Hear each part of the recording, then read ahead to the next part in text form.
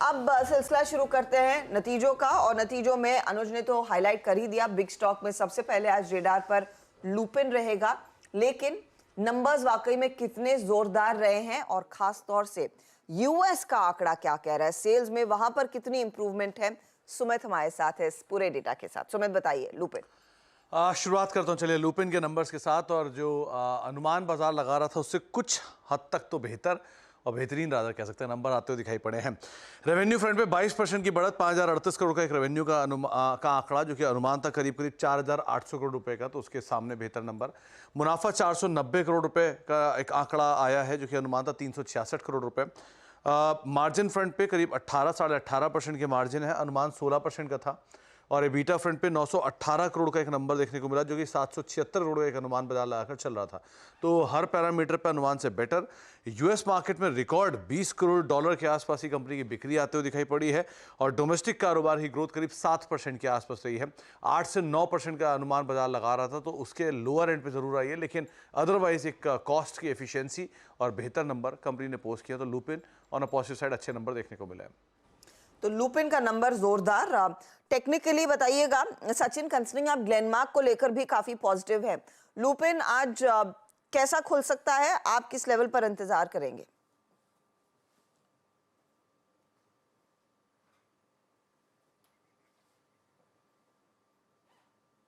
सचिन, आप देख पा रहे हैं ना लुपिन का ट्रेड? अच्छा, क्लियरली यहाँ पर भी एक अच्छा ब्रेकआउट हुआ है। पिछले कुछ दिनों से यहाँ पर एक expanding triangle kind of formation है, बट जिस तरीके से ओवरऑल स्ट्रक्चर है, काफी healthy higher top higher bottom sequence यहाँ पर नजर आ रही है। तो लगभग मुझे लग रहा है ये जो मोमेंटम मिला है काउंटर में, वो लगभग 1270 तक भी एक्सटेंड होना चाहिए। तो यहाँ पर अभी भी खरीदारी करनी है। इनफैक्ट जिस तरीके से एक रिसेंट बेस बनाया है 1150 के आसपास, वो तो काफी कॉन्फिडेंट है। बट आज के सत्र में अगर एक स्विंग बन जाता है 1235 के ऊपर, तो आई थिंक 1205 के स्टॉप लॉस के साथ यहाँ पर कुछ अग्रेसिव लॉन्ग्स भी बिल्ड किए जा सकते हैं 1270 के फाइनल टारगेट के लिए। तो 1270 का टारगेट रहेगा। लुपिन नंबर्स जोरदार, और ऑफ कोर्स यूएस में भी पिकअप देखने को मिल रहा है सेल्स में।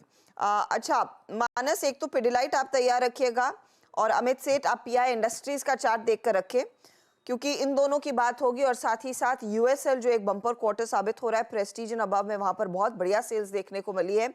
तीनों की एनालिसिस क्या बनेगी उस पर आएंगे, लेकिन सुमित हेडलाइन नंबर्स क्या हैं? देखिए पहले पीडीलाइट के नंबर से शुरुआत करता हूं। वैसे तो नंबर्स आपको बढ़िया दिखाई पड़ेंगे, नंबर्स पे कोई फ्लॉ नहीं है कंपनी के साथ। इन्होंने बहुत अच्छे से अपनी कॉस्ट को इस बारी मेंटेन किया है। रेवेन्यू फ्रंट पे करीब 3100 करोड़ रुपए के आसपास का रेवेन्यू है, मुनाफा 460 करोड़ रुपए इस तिमाही के अंदर आता हुआ दिखाई पड़ रहा है। एबिटा फ्रंट पर 36% की बढ़त, 680 करोड़ रुपए एबिटा इस तिमाही में, और मार्जिन भी 22-22.5% आए हैं। 16-16.5% के सामने मार्जिन देखने को मिला। तो अच्छे नंबर्स आपको पीडीलाइट में दिखेंगे। स्टैंड लोन बेसिस पे अगर आप इन नंबर को देखेंगे तो आपको अच्छा दिखाई पड़ेगा। इसके बाद आते हैं इश्यूज। कंपनी के डोमेस्टिक कंज्यूमर वॉल्यूम ग्रोथ 8% है, यहाँ तक मैनेजेबल है, लेकिन कंपनी ने ये बात की है कि अब ये लेंडिंग कारोबार के अंदर फोरे करने जा रहे हैं, और लेंडिंग कारोबार जो है ये इनके बिजनेस को फर्दर ग्रोथ देने के लिए उनको सपोर्ट करेगा, जो कि रिटेल लोन स्मॉल वैल्यू के होंगे। ये बेसिकली अपने कारोबार से ही रिलेटेड रहेंगे, लेकिन ये कारोबार क्योंकि अब नॉन रिलेटेड बिजनेस के अंदर फोरे कर रहे हैं, तो बाजार इसको लेके बहुत स्केप्टिकल है, और उसको लेकर ही उन्होंने जो व्यूज़ हैं थोड़े से नेगेट होते हुए दिखाई पड़ रहे हैं। कुछ ब्रोकरेज हाउसेस के व्यूज़ भी आए हैं पीडीलाइट के ऊपर, तो एक बारी वो भी आप स्क्रीन पर देखेंगे। मेजरली जो हाउस व्यूज़ हैं उनमें भी यही कंसर्न मेंशन किया गया है कि एनबीएफसी कारोबार में फोरे करना कंपनी के लिए ठीक नहीं है, लेकिन अदरवाइज इनपुट कॉस्ट को बहुत अच्छे से मैनेज किया है, और प्लस जो डोमेस्टिक बिजनेस है वहाँ पर भी एक अच्छी ग्रोथ आते हुए दिखाई पड़ रही है। तो कारोबार का फोरे एक कंसर्न हो सकता है मार्केट में, इस लिहाज से आप इस पर नजर रखेंगे। इसके अलावा यूनाइटेड स्पिरिट्स, ये गोल्डमैन सैक्स की रिपोर्ट है, 2725 का टारगेट है, बाय साइड की रिकॉर्ड है। यूनाइटेड स्पिरिट्स के केस में नंबर्स भले आपको घटते हुए दिखाई पड़ेंगे, लेकिन अनुमान से बेटर है। तो मुनाफा करीब रेवेन्यू करीब 2867 करोड़, और ऑपरेटिंग प्रॉफिट करीब 393 करोड़ रुपए के आसपास तिमाही के अंदर आया है। इसके अलावा एबिटा फ्रंट पर 468 करोड़ का एक नंबर है, और मार्जिन 15% के रेंज में देखने को मिले हैं। 16% के आसपास ये नंबर आता हुआ दिखाई पड़ा है। डोमेस्टिक वॉल्यूम करीब 1% बढ़ा है, 16.1 मिलियन केसेस के आसपास। प्रेस्टीज एंड अबव सेगमेंट करीब 3.8% के आसपास रहा है। पॉपुलर सेगमेंट जहाँ पर ये अब तक प्रेशर झेल रहे थे, वहाँ पर भी थोड़ी सी कमी आई, लेकिन फिर भी 11% के आसपास डिक्लाइन है, लेकिन प्रेस्टीज में एक अच्छी ग्रोथ देखने को मिली है। और प्रेस्टीज एंड अबव की बिक्री करीब 13% बढ़ी है और पॉपुलर की बिक्री करीब 1% के आसपास बढ़ी है। तो नंबर यूनाइटेड स्पिरिट्स के बेटर साइड पर आए हैं, 4 रुपये का डिविडेंड है, ये एक और अच्छा ट्रिगर है। इसके अलावा पीआई इंडस्ट्री एक स्ट्रॉन्ग सेट कंपनी ने पोस्ट किया है, वो भी तब जबकि बाकी एग्रोकेमिकल कमजोर कर रहे हैं। यूपीएल का नंबर वीक थे, उसके सामने पीआई का नंबर बेहतरीन, 43% के आसपास मुनाफा बढ़ा है, 480 करोड़ रुपए, रेवेन्यू करीब 19.5% बढ़ा है, एबीटा फ्रंट पे 27% की बढ़त रही है, 552 करोड़ रुपए का एबीटा पोस्ट किया है और मार्जिन में अच्छा एक्सपेंशन है, 24 से बढ़ के 26% मार्जिन आते हुए दिखाई पड़े हैं।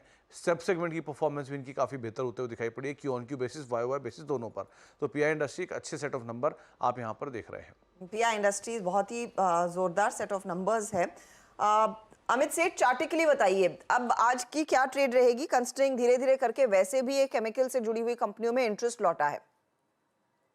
जी मैम, अगर पीआई इंडस्ट्रीज का वीकली और डेली स्ट्रक्चर देखें तो स्ट्रक्चर पॉजिटिव है। डेली में खासकर इसने अपना एक स्विंग हाई क्रॉस किया, दैट वाज अराउंड 35-50 के आसपास। स्टॉक अपने सारे इंपॉर्टेंट मूविंग एवरेजेस के ऊपर ट्रेड कर रहा है और कल के सत्र में हमने देखा कि स्टॉक ने अपना 200 एमआ भी रिकवर कर लिया है। तो कंसिडरिंग डेली और वीकली का जो पॉजिटिव स्ट्रक्चर है, नियर टर्म में स्टॉक को बाय करना चाहिए। स्टॉप लॉस हम रखेंगे लगभग 35-20 का और नियर टर्म में मुझे लगता है कि इसमें 3700, 3725 तक के टारगेट्स पॉसिबल है। 3300-3325 के लिए एक मौका। शरद जी, समझ पा रहे हैं ये पिडिलाइट को एनबीएफसी में उतरने की क्या जरूरत है? नहीं, मेरी समझ में तो नहीं आ रहा। टोटली नॉन रिलेटेड बिजनेस है, अचानक से एनबीएफसी में उतरने का क्या लॉजिक है? बट कंपनी ने डिसाइड किया तो कुछ सोच समझ के किया होगा। बट लॉजिकली मुझे नहीं लगता कि पीआई इंडस्ट्री जिस तरीके के बिजनेस में है वहां से एनबीएफसी में उतरने का कोई डायरेक्ट लॉजिक बनेगा। कंपनी के अंदर कोई डिसीजन मेकिंग है जिसकी वजह से उन्हें लगता है तो ठीक है, बट लॉजिकली आपको इसको डिफेंड करना शायद थोड़ा सा मुश्किल होगा। शरद जी एक्चुअली पिडिलाइट है, पीआई नहीं है, पिडिलाइट आ रहा है इसमें एनबीएफसी बिजनेस में। और हर्षिता, जो बेसिकली जो अपने डिस्ट्रीब्यूटर्स हैं, मैं वही सोच रही थी अनुज, क्या उनको इतने लोन्स की जरूरत होती है? वो क्या है ना कि देखिए ये I guess working capital loans होंगे एब्सोल्युटली, ये जो बिजनेसेस होते हैं ना, ये सारे के सारे उधार पे चलते हैं। तो बेसिकली अब क्या है ना कि आप अपने बुक्स पे वो रिसीवेबल्स दिखाने के बजाय आप इसको वाया एक एनबीएफसी करना चाहते हैं, तो ये एक मूव है। तो इसके लिए मैं कह रहा हूँ कि आज देख लेते हैं कि मार्केट किस तरीके से रिएक्ट करता है। नॉर्मली मार्केट इस तरीके के मूव्स को पसंद नहीं करता है। हाँ। आज हम देख लेते हैं मार्केट किस तरीके से रिएक्ट कर रहा है, उसके बाद मेरे ख्याल से इस पर कॉल लेना बेटर रहेगा। क्योंकि ऐसा नहीं है कि छोटा इन्वेस्टमेंट है, लगभग 100 करोड़ अगले 2 सालों में लगाएंगे। चार्ट पर कोई लेवल जो ध्यान में रखना है मानस आज पिडिलाइट के लिए? देखिए, 2 स्तर ध्यान रखने हैं। 2490 से 2500 रुपए, इस रेंज में बहुत सारे रेजिस्टेंस है। 100 मूविंग एवरेज आता है, 200 मूविंग एवरेज आता है, 20 वीक और 50 वीक मूविंग एवरेज आता है। तो फ्रेश खरीदारी केवल 2500 रुपए के ऊपर करेंगे। नीचे की तरफ आपको जो स्तर ध्यान रखना है वो 2390 रुपए का है। अगर 2390 के नीचे फिसले तो आपको अपनी लॉन्ग पोजीशन से, अगर आपके पास लॉन्ग पोजीशन है तो उस पोजीशन से निकलना चाहिए, क्योंकि 2390 के बाद गिरावट बढ़ सकती है। तो 2500 रुपए के ऊपर फ्रेश खरीदारी करेंगे, लेकिन अगर आपके पास लॉन्ग पोजीशन है तो 2390 से आप बने रह सकते हैं। ओके, तो ये आपके लिए क्लियरली राय है। 2390 टूटे तो सिग्नल साफ है कि टूट सकता है काउंटर, नई खरीदारी 2500 के ऊपर ही आएगी, ये पिडिलाइट पर राय साफ है। अब कुछ और आंकड़ों की बात कर लेते हैं और यहाँ पर बाटा इंडिया, साथ ही साथ टाटा पावर, जीएनएफसी, पीएफसी, सबके नतीजे। बाटा आजकल वैसे परफॉर्म ही नहीं कर रहा है, इस क्वार्टर में भी ज्यादा कुछ दिया नहीं है इन्होंने। लगा था कि रिलैक्सो के नंबर के बाद शायद बाटा पिक करना चाहिए नंबर्स में, लेकिन बहुत ज़्यादा कोई फायरवर्क नहीं आया बाटा के नंबर्स में भी। मुनाफा गिरा है करीब 38% के आसपास, 34 करोड़ रुपए का मुनाफे का नंबर है, 55 करोड़ से घटकर। रेवेन्यूज़ भी 830 करोड़ से घट के 819 करोड़ रुपए इस तिमाही के अंदर आए हैं। एबीटा फ्रंट पर भी करीब 181 करोड़ रुपए का एक एबीटा का नंबर है, जो कि 160 करोड़ के सामने, और मार्जिन एक्सपैंड किए हैं। तो ये एक पार्ट थोड़ा पॉजिटिव है कि इन्होंने इनपुट कॉस्ट को थोड़ा संभाला है और जो केपेक्स कर रहे थे उससे थोड़ा अब रिलीफ आया है। लेकिन फिर भी क्योंकि इन्होंने एक वीआरएस का बड़ा इम्पैक्ट है, 41 करोड़ रुपए का एक इम्पैक्ट वहाँ पर आया है, जिसकी वजह से थोड़ा इम्पैक्ट, उसके बावजूद भी एबीटा इंप्रूव हुआ है। तो ये एक पार्ट को आप हटा दीजिए। इसके अलावा 25 शहरों में नए 30 स्टोर खोलने की बातचीत है। इन्होंने 54 स्टोरों को रिनोवेट किया है। स्नीकर में करीब 612 नए स्टोर शुरू किए हैं। तो ऐसे करके धीरे धीरे केपेक्स बढ़ रहा था, लेकिन उसके बावजूद एबीटा कंट्रोल रखा है इन्होंने। सो ये पार्ट पॉजिटिव है, लेकिन अदरवाइज नंबर्स, हेडलाइन नंबर्स में थोड़ा आपको प्रेशर दिखाई पड़ेगा। सो मिक्स साइड पे आप बाटा के नंबर को मान के चल सकते हैं। पीएफसी के नंबर बेटर साइड पर वैसे आपको दिखेंगे कि ग्रॉस एनपीए फ्रंट पर और नेट एनपीए फ्रंट पर थोड़ी सी गिरावट है। मुनाफा बढ़ा है 28%, एनआईआई फ्लैट रहा है, लेकिन ग्रॉस एनपीए और नेट एनपीए दोनों में एक रिडक्शन आता हुआ दिखाई पड़ा है। ग्रॉस एनपीए करीब 3.67, 3.82 के सामने और नेट एनपीए 1%, 1.04% के सामने। तो ये एक पार्ट आप पॉजिटिव साइड पे मान के चल सकते हैं कि ऑन-क्यू बेसिस पे डिस्ट्रीब्यूशन के अंदर 91% के आसपास की डिसबर्समेंट में एक बढ़त देखने को मिली है। अच्छे नंबर्स इस लिहाज से आप पीएफसी के मान के चल सकते हैं। टाटा पावर के केस में रेवेन्यूज़ 12% बढ़ा है, एबिटा करीब 75% के आसपास बढ़ा है, 3090 करोड़ रुपए। मार्जिन 19.5% रहे हैं, 12.5% के सामने, और मुनाफा 8.5% बढ़ के करीब 1017 करोड़ रुपए इस तिमाही के अंदर आता हुआ दिखाई पड़ा है। लेकिन ईबीसी ऑर्डर बुक करीब 3688 मेगावाट के आसपास की है, करीब 15,870 करोड़ रुपए के आसपास की। इसके अलावा ये नंबर से हेडलाइंस के, लेकिन जो इनके क्यू ऑन क्यू बेसिस पे नंबर देखेंगे तो आप फ्लैटिश साइड पे आपको दिखाई पड़ेंगे, तो बहुत मिक्स साइड पे भी ये नंबर मान के चलेंगे। हालांकि बहुत फायरवर्क नहीं है पीआई इंडस्ट्री ऐसे नंबर्स को लेकर। इसके अलावा जीएनएफसी, हालांकि नंबर्स में आपको वाई डिक्लाइन दिखाई पड़ेगा, क्यू ऑन क्यू जीएनएफसी के नंबर्स में एक अप मूव आता हुआ दिखाई पड़ा है। नेट प्रॉफिट 23% गिरा है, 238 करोड़ के सामने 182 करोड़। रेवेन्यू 2587 करोड़ से घटकर 2080 करोड़। इसके अलावा कंपनी के केस में जो बड़ा ट्रिगर है वो है बायबैक। बोर्ड ने बायबैक को मंजूरी दी है और ये 5.5% इक्विटी है, 770 रुपये पर शेयर के बायबैक है और करीब 652 करोड़ रुपए। स्ट्रीट इससे निराश हो सकता है क्योंकि ये बायबैक का अमाउंट 1000 रुपये प्लस का अनुमान लगाकर चल रहा था, तो अगर वो नहीं है तो यहाँ पर थोड़ा बहुत प्रेशर इसकी वजह से देखने को मिलेगा, सही बैन में है, तो उस लिहाज से आप जीएनएफसी के ऊपर नज़र बनाकर रखेंगे। तो पीएफसी, टाटा पावर, बाटा और जीएनएफसी कुछ और नंबर। ओके, तो ये सभी नंबर्स, इसमें से गाबा साहब एक तो पीएफसी देखिएगा, आशीष भैती बाटा के लिए मैं आपके पास आऊंगी। पीएफसी कंस्ट्रिंग, पीएफसी आरईसी दोनों में एक अच्छा खासा ट्रेंड हमने मार्केट पर स्क्रीन पर देखा है। अब यहाँ से 263 के लेवल्स के बियॉन्ड क्या जाने की क्षमता है स्टॉक में या नहीं गाबा साहब? बिल्कुल है, मैं कहूंगा बिल्कुल है। उसका रीजन ये है कि पीएफसी में जो वीकली टाइम फ्रेम पे देखें तो काफी कंसोलिडेशन हुआ है 230 और 250 के बीच में, और कंसोलिडेशन के बाद ब्रेकआउट हुआ है, तो अप मूव ऑन है। हाँ, कल थोड़ा डिप मिला क्योंकि गैप खुला, लेकिन एज लॉन्ग एज मैं कहूंगा 230 बरकरार है, अप मूव ऑन है, हो सकता है 270-75 भी जा सकता है। तो बाय मोड पर है, इसमें जब भी कोई करेक्शन आती है पीएफसी में वो एब्जॉर्ब हो जाती है, तो it's a bye. Yes, okay, तो पीएफसी एक बाय है। भैती साहब बाटा में क्या करना है, क्योंकि थोड़ा सा एक्शन कल लौटा था लेकिन नंबर्स में जैसे अब सुमित कह रहे हैं फायरवर्क्स नहीं है। जी हर्षदम, स्टॉक में तो प्रेशर है कंटिन्यूअसली, एक फॉलिंग चैनल में ही ट्रेड कर रहा है और एक गिरावट ही दिखा रहा है। 20 डेमा के ऊपर भी सस्टेन नहीं हो पा रहा है, बट इन लेवल्स पे शॉर्टिंग की सलाह नहीं रहेगी। 1540 एक अहम सपोर्ट जोन है, स्टॉक ने वहीं पे बेस बनाने का अटेम्प्ट कर रहा है। फ्रेश खरीदारी की सलाह 1570 के बियॉन्ड ही करनी है इसमें, और उस समय 1550 का एक स्टॉप लॉस लगाना है। अगर 1570 का ब्रेकआउट आता है तो फिर इसमें शायद 1600 तक के जोन खुल जाएंगे। ओके, तो ये फिलहाल आपके लिए बाटा पर ट्रेड। देखते हैं आज मार्केट कैसे रिएक्ट करता है इनके नंबर्स पर। दो और स्टॉक्स जहां पर खबरों का एक्शन देखने को मिलेगा, इनफैक्ट बायोकॉन के साथ एरिस लाइफ साइंसेज। मानस, दोनों के चार्ट आप तैयार रखिएगा, शरद जी से भी समझेंगे जो डील इन्होंने अनाउंस की है उसके क्या मायने हैं, और साथ ही आरके फोर्जिंग्स जो क्यूआईपी की तैयारी कर चुका है। सुमित बताइए पहले बायोकॉन एरिस क्या मामला है? तो बायोकॉन और एरिस लाइफ साइंसेज दोनों इन फोकस रहेंगे, स्पेशली बायोकॉन जहां पर कंपनी ने 2 बिजनेस यूनिट को बेचने के लिए करार किया है। इन्होंने एक डर्मेटोलॉजी और साथ साथ नेफ्रोलॉजी फॉर्मुलेशंस यूनिट जो हैं इनको बेचेगी, और एरिस लाइफ साइंसेज को ये बेचने की बातचीत है। तो ये कंपनी के लिए, बायोकॉन के लिए भी एक अच्छे ट्रिगर के तौर पे कामकाज करेगा कि अपनी सब्सिडरीज को शेल आउट कर रहा है, और एरिस के लिए भी एक नया बिजनेस आता हुआ दिखाई पड़ेगा। दोनों कारोबार के, दोनों कंपनियों के ऊपर फोकस रहेगा इसके लिहाज से। और उसके अलावा रामकृष्ण फोर्जिंग, जहाँ पे कंपनी ने क्यूआईपी लॉन्च किया है, 644 रुपये का एक फ्लोर प्राइस रखा गया है। करीब 1000 करोड़ रुपये इस क्यूआईपी के जरिए रामकृष्ण फोर्जिंग की जुटाने की योजना है।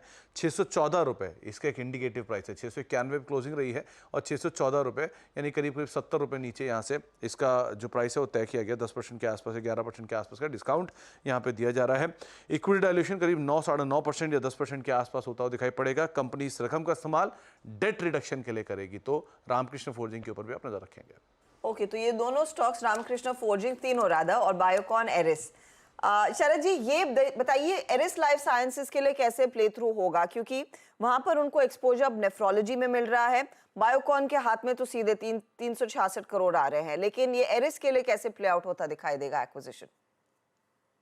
ये 100 करोड़ के आसपास के प्रोडक्ट्स हैं, ये जो प्रोडक्ट बास्केट बेच रहे हैं, तो मुझे लगता है बहुत ज्यादा मटेरियल तो नहीं है, बट लॉन्ग टर्म में ये क्लियर है कि शायद बायोकॉन स्पेस में से निकल के एरिस उसको स्पेस में एंट्री कर रहा है बड़े फोकस के लिए।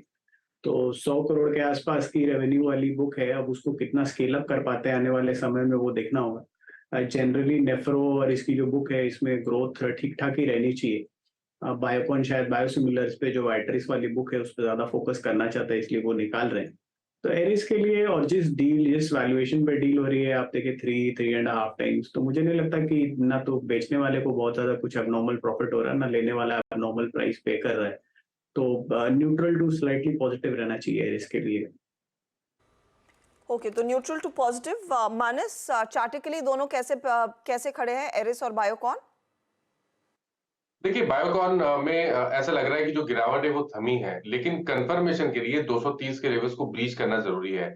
अगर 230 के ऊपर निकलेगा तो 245 के लिए आप एक लॉन्ग पोजीशन बना सकते हैं और उस केस में 224 रुपए का स्टॉप लॉस रख सकते हैं। लेकिन खरीदारी करनी है एरिस में, क्योंकि एरिस के पैटर्न बहुत पॉजिटिव हैं। कल हमने एक ब्रेकआउट देखा, वहां पर वॉल्यूम देखी, उससे पहले भी अगर आप देखिए तो हाई टॉप से हायर बॉटम का ट्रेंड है। यहाँ पर अभी भी खरीदारी करने की राय रहेगी। 884 का स्टॉप लॉस लगाइए और पोजीशन टारगेट कम से कम 940-945 रुपए के हो सकते हैं एरिस में। ओके, तो देखते हैं आज कैसे ओपन होते हैं, लेकिन एक बड़ी डेवलपमेंट दोनों ही पार्टीज के लिए। चलिए, अब बचे हुए नतीजे, गुड बैड अगली। सुमित, अभी भी एक लंबी सूची बाकी है इतने सारे नंबर्स के बीच में, तो क्योंकि रिजल्ट पीक है तो आज कल लंबे नंबर रहेंगे। कुछ गुड बैड अगली या गुड बैड मिक्स कह लीजिए, अगली तो नहीं कहूँगा, तो गुड बैड मिक्स नंबर्स जो हैं, सबसे पहले गुड नंबर्स की सूची आपके सामने आएगी। एक सरप्राइज किया पतंजलि ने, वीक नंबर का अनुमान था लेकिन बेहतर साइड पर नंबर्स आते हुए दिखाई पड़े हैं। आय ग्रोथ टूटी है लेकिन मुनाफे ग्रोथ में 127% की बढ़त है, margin 5.25%। Made plus Q on Q और वाई वाई दोनों लिहाज से अच्छे नंबर आए हैं। 26% आय ग्रोथ, 123% मुनाफा ग्रोथ, 7% की मार्जिन। वेल्सपन कॉप अच्छी कमेंट्री और नंबर्स भी, 107% की आय ग्रोथ, 385 करोड़ की मुनाफा ग्रोथ, 10% के आसपास की मार्जिन। एलगी इक्विपमेंट, इसमें क्योंकि ये शेयर चला बहुत है इसलिए कहना मुश्किल, लेकिन अदरवाइज नंबर्स अच्छे हैं। 9% के आसपास की ग्रोथ, 27% मुनाफे में ग्रोथ और 18% के आसपास के मार्जिन। सोमानी सिरामिक्स और ईपीएल एसएल प्रोपेक 6% के आसपास की आय ग्रोथ, 9% का मुनाफा ग्रोथ, 20% के मार्जिन।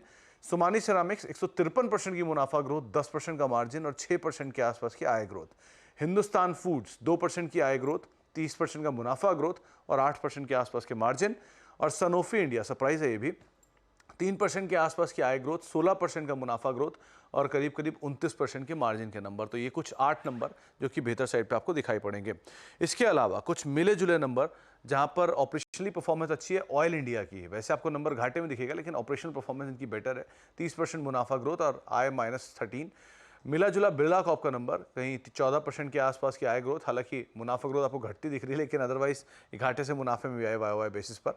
आईओएल केमिकल 1% की आय ग्रोथ और करीब 138% मुनाफा ग्रोथ। नज़ारा टेक एक तरह के नंबर अच्छे हैं, वाई अच्छे हैं, क्यों ऑन क्यू थोड़े से फ्लैट हैं, 13% की आय ग्रोथ, करीब 53% के आसपास का मुनाफा ग्रोथ। संदूर मैग्नीज करीब 61% के आसपास घटा है इनकी आय, लेकिन मुनाफे में एक अच्छी ग्रोथ है। आईटीडी सीमेंटेशन है, 56% की आय ग्रोथ और 170% का मुनाफा ग्रोथ, वाई बेसिस पे, हालांकि क्यू ऑन क्यू बेसिस पे फ्लैट है। MTAR tech Y weak, Q on Q better, 33% के आसपास की इनकी आय के अंदर एक ग्रोथ आते हुए दिखाई पड़ी है। कुछ वीक नंबर्स में आपको दिखाई पड़ेगा एचएमए एग्रो, स्प्लिट भी, और नंबर्स के लिहाज से देखें तो 72% मुनाफे में कमी। स्पेंसर घाटा इस बार फिर से बढ़ा, क्यू ऑन क्यू और वाई बेसिस पे 12% आय इनकी घटी है। विनाती ऑर्गेनिक्स करीब 23% के आसपास इनकी आय घटी और मुनाफे के अंदर भी डिक्लाइन आपको दिखाई पड़ेगा, लेकिन otherwise Q on Q basis पे फ्लैट है। एसकेएफ इंडिया करीब 4% के आसपास आय ग्रोथ और 42% मुनाफे में कमी है। तो कुछ वीक साइड पे नंबर्स या फिर आप कह सकते हैं ये 4 कंपनियों के आपको दिखेंगे। ओके, तो ये सभी वो नंबर्स जिनमें एक्शन बनता दिखाई देगा। चलिए, अब आते हैं दिवाली पिक पर, क्योंकि वो ऐसे ट्रेड्स हैं जहां पर अब इस दिवाली से अगली दिवाली तक मौका दिखेगा कहीं पर पोजीशन लेने का। शुक्रिया सुमित।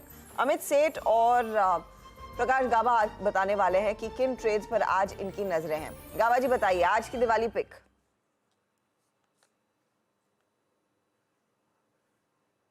गाबा जी आप म्यूट पर हैं। सॉरी आज की नमस्कार जी वंस अगेन। आज की दिवाली पिक है HDFC बैंक। उसका रीजन ये है कि काफी गिरावट देखी इस स्टॉक में हमने। लेकिन जो लो है 1460 का जो लो है, रिसेंट लो हमने देखा पिछले हफ्ते 2-3 हफ्ते पहले, वो एक ज्योमेट्रिकली बहुत ही बढ़िया लो है। और जब तक ये 1460 बरकरार है, होल्ड करता है, यहाँ से एक अपमूव मिलना चाहिए और लगता है यहाँ पर गिरावट नहीं है, यहाँ पर थोड़ा कंसोलिडेट कर रहा है। हाँ, कंफर्मेशन मिलेगा, अगर आपको कंफर्मेशन चाहिए तो 1500 के ऊपर मिलेगा कंफर्मेशन की अपमूव मिलना चाहिए। मेरा जो टेक्निकल टारगेट है वो दिवाली से दिवाली तक है। हायर जोन देखेंगे तो फर्स्ट टेक्निकल टारगेट है 1646, यहाँ से करीब 150 रुपए ऊपर है। तो यहाँ से दिवाली पे बनता है, सेफ स्टॉक है, रेसिलियंस है, और 1460 जो है लेवल ज्योमेट्रिकली ब्यूटीफुल लो है, अपमूव मिलना चाहिए एचडीएफसी। ओके, एचडीएफसी बैंक का तो दिवाली पिक और 1646 के टारगेट, 1460 रुपये के स्टॉप लॉस लगाने हैं आपको, और 200 वीक मूविंग एवरेज पर ये स्टॉक कंसोलिडेट कर रहा है। काफ़ी अंडर परफॉर्म किया है इसने, फाइनली चलेगा या नहीं देखते हैं, लेकिन गाबा सर का लीप ऑफ फेथ ट्रेड यहाँ पर दिवाली पिक एचडीएफसी बैंक का। अमित सेठ जी, आपको भी दिवाली की शुभकामनाएं। आपकी दिवाली पिक? जी अनुज, मेरा दिवाली पिक रहेगा रिलायंस इंडस्ट्रीज। स्पेशली इसमें मैं इसका वीकली स्ट्रक्चर देखना चाहूंगा। लगभग 2250 के आसपास एक इसका स्ट्रॉन्ग हॉरिजॉन्टल सपोर्ट और 100 वीक एक्सपोनेंशियल मूविंग एवरेज है। कपल ऑफ वीक्स पहले स्टॉक ने वहीं सपोर्ट दिया, एक हैमर कैंडल बनाया और वहां से एक पुल बैक दिखा रहा है। 2250 2260 एक अच्छा खासा स्ट्रॉन्ग सपोर्ट जोन है। मुझे लगता है कि स्टॉक में जो पुल बैक आना था वीकली चार्ट्स पे वो आ चुका है। अब स्टॉक तैयारी कर रहा है वापस ऊपर जाने की। तो रिलायंस पे मेरा बेट रहेगा। नियर टर्म में इसका टारगेट्स रहेंगे लगभग 2450 के, और उसके if that crosses then I think 2550 2600 is possible, और स्टॉप लॉस मैं स्ट्रेट का रखूंगा 2275 का।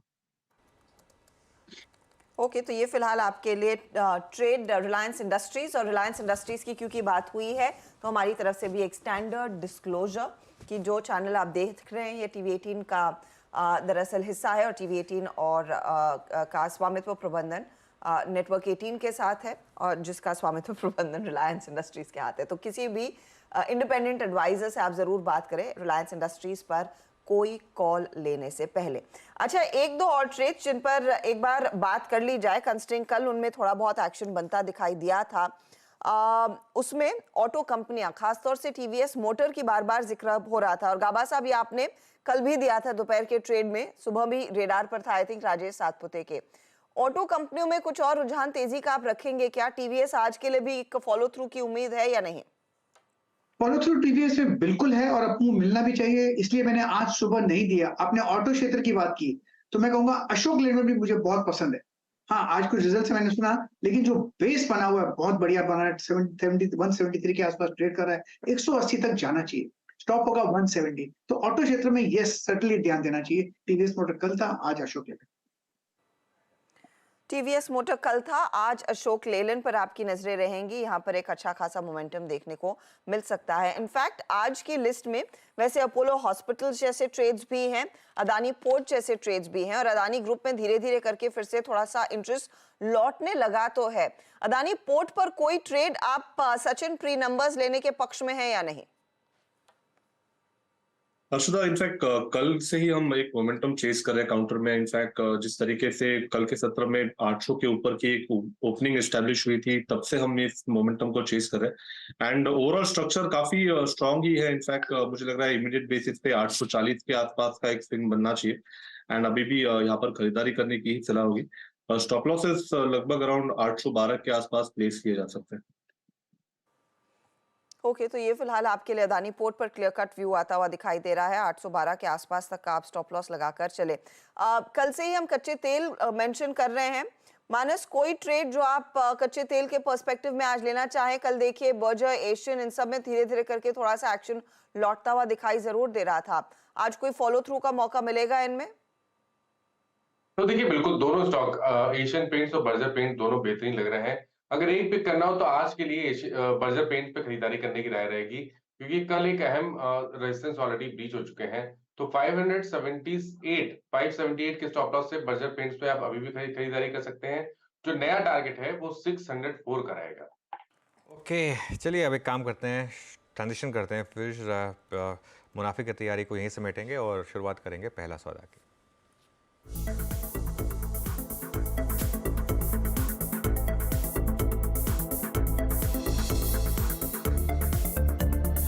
ये है पहला सौदा, CNBC आवाज मोतीलाल ओसवाल स्टूडियो से लाइव।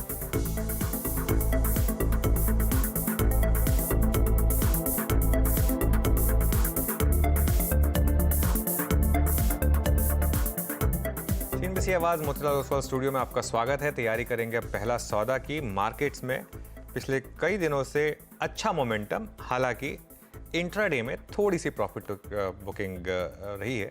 गिफ्ट निफ्टी के हिसाब से हम 30-35 पॉइंट ऊपर खुलेंगे, मतलब 19,470 19,480 पर स्पॉट में ये फ्यूचर्स के रेट्स हैं, और 19,500 पर बड़ा कॉल राइडर, तो 19,510 520 का एक रेजिस्टेंस, देखते हैं उसको आज क्रॉस कर पाते हैं या नहीं। वीरू को जोड़ते हैं। Veeru, good morning. Good morning Anuj, good morning.